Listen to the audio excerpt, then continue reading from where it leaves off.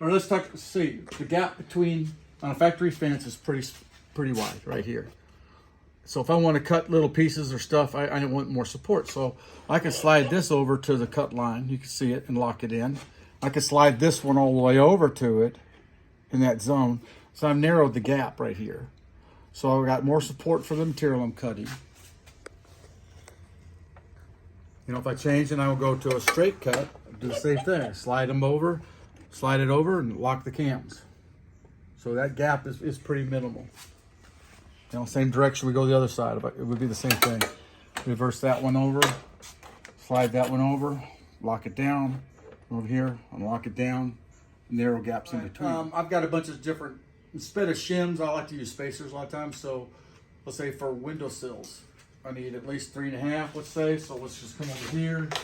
I'm gonna move this, let's say, you know, not to be precise, that's 3.5. Lock this one down, lock it down. All right, then I'm gonna come and remove the left fence.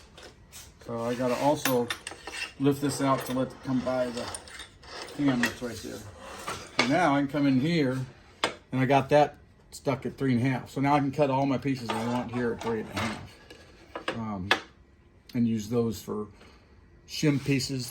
You know, I just call them spacers. And I can cut them different sizes. So if I got a windowsill that's way out, I can cut pieces that are, you know, 1/8 inch thick. I can cut pieces a 1/2 inch, anything in between there. So I usually have a bucket with me and just put them all in a bucket and grab what I need.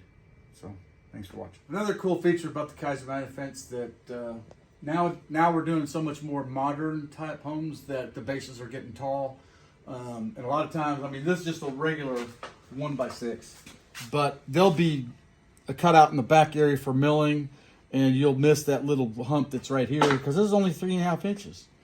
So there's a cool thing about the fences. I can loosen them up. I can take the left side, bring it over here, and take the right side off.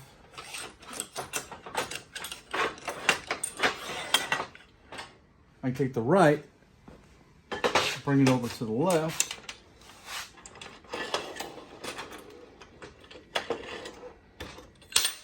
Okay, let me get the side on.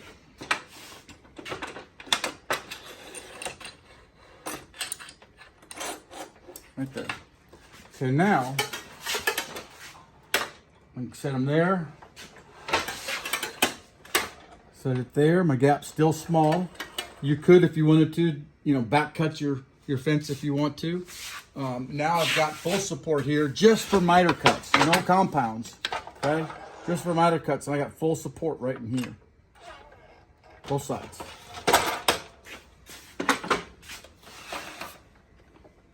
And it's still not a bad narrow, but like I said, you could modify yours and put an angle on the back, you know, if this is something that you really need to do. But who else fences that you could take and just switch around?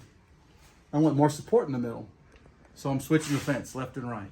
Now, if you have the brackets on it, you're gonna have to remove the brackets, you know, or clamp mounts, you'll have to remove those. But other than that, if you're into that, this will solve that situation.